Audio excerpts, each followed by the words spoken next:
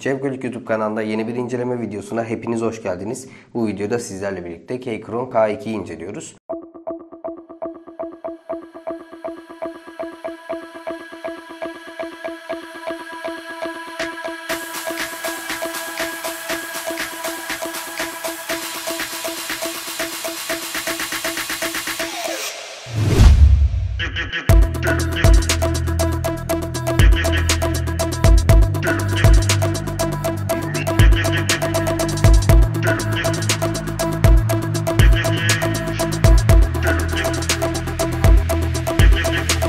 Çok fazla özelliği bulunan çok özel bir klavye ama önce kutunun içinden çıkanlara bakalım.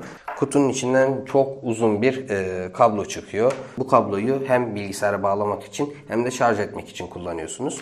Ve ayrıca 5 adet bize yedek tuş takımı yollamışlar. Öncelikle bu klavyede Türkçe tuş takımı bulunmuyor. Çünkü Türkiye'de satışı yok. Yerleri mevcut fakat orada noktalama işaretleri bulunuyor. Klavyeyi satın alırken bazı tercihler sunuluyor size. Klavyenin switch tercihi ve çerçeve tercihi olarak. Çerçeve tercihi olarak iki tane tercih hakkınız var.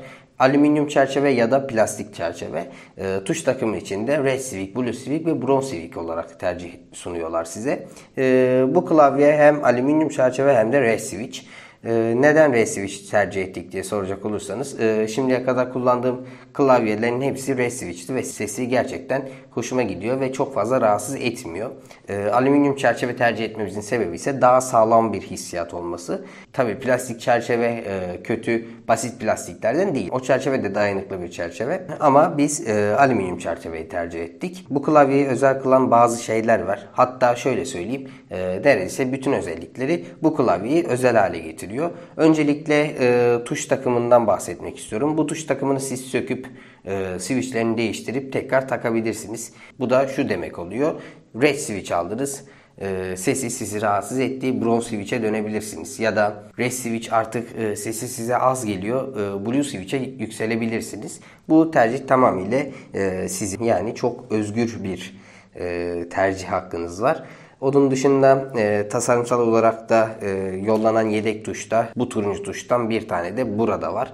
Bunu da değiştirebilirsiniz. Escape ve ışık tuşu olarak. Böyle sanki daha güzel gibi gözüktü. Tamamıyla tasarım kişinin kendi isteğine göre değişebiliyor. İnternette çok fazla yorum okudum. Kendi yorumumu da katıyorum. Tasarım olarak çok hoşuma giden bir klavye. Şimdiye kadar hep gaming klavye kullandım. Neredeyse hepsi kablolu ve biraz kaba bir görünümü var.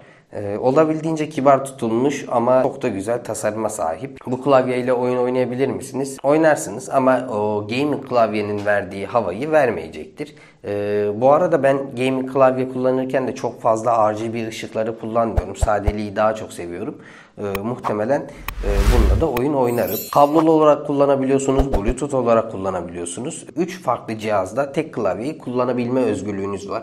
Bu siz çalışırken sizin işinizi inanılmaz kolaylaştıracak. Yani 3 tane farklı cihazla tek bir klavyeniz olacak ve üçü arasında hızlı bir şekilde geçiş sağlayabileceksiniz. Kablolu kullanırken kullandığınız zaman boyunca klavye kendini şarj ediyor. Bu da çok güzel bir özellik. Yani şöyle düşünebilirsiniz. Şarjı bittikten sonra 3 saat acaba klavyeyi şarj etsem hangi klavyeyi kullanacağım gibi bir derdiniz kesinlikle olmuyor. Çünkü kablolu kullanırken de kendisini şarj ediyor. Klavye biraz ağır. Çünkü çerçevesi alüminyum. En büyük etken bu tabii ki. Yaklaşık 660 gram bir ağırlığı var. Boyutları ise 317 mm, 129 mm'lik bir ölçüsü bulunuyor. Dediğim gibi kibar ama biraz ağır bir klavye. Burada klavyenin hemen arkasında 2 adet yükseltme seçeneğimiz var. Küçük yükseltme ve büyük yükseltme olarak adlandırabiliriz.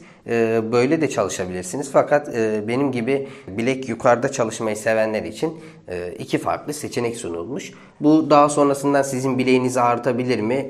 Evet. O zaman da bir klavye bilek desteği kullanabilirsiniz ama ağrıtacağını sanmıyorum açıkçası. Klavyemizin 4000 mAh bataryası bulunuyor. Oldukça büyük bir batarya. Bu sizi ne kadar götürür? Ben uzun süre kullanmadığım için tahmini bir veri veremiyorum. Ama Keychron'un kendi sitesinden ulaştığım verilere göre RGB modeli için 72 saat kullanım süresi vermişler.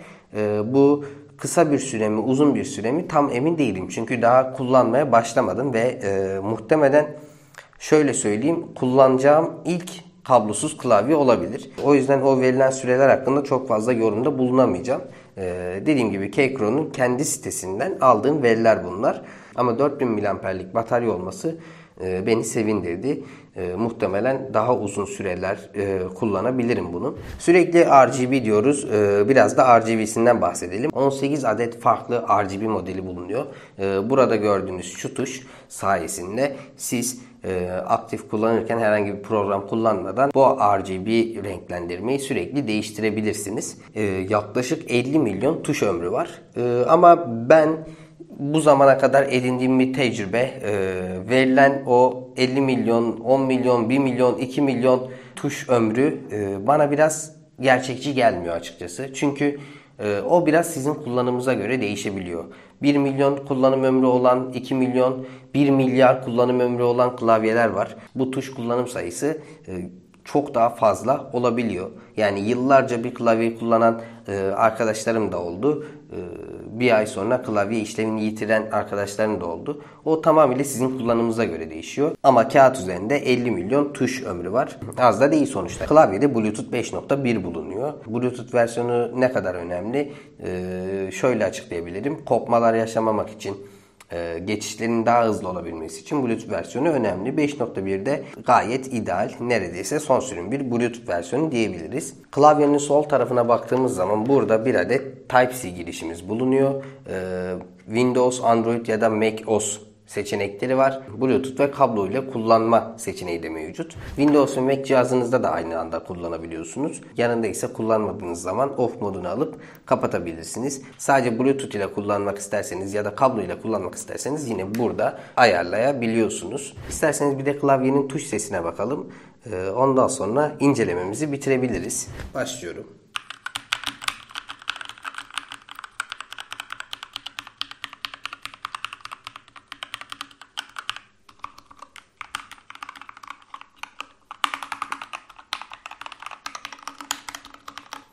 Bu normal insanların kullanma sesi olsun. Şimdiki ise benim gibi biraz klavyeyi hor kullananlar olsun. Yani sonuçta oyun falan oynarken çok kibar davranamıyorsunuz. Bakalım o zaman ses daha mı yükseliyor? Nasıl çıkıyor? Bir bakalım isterseniz.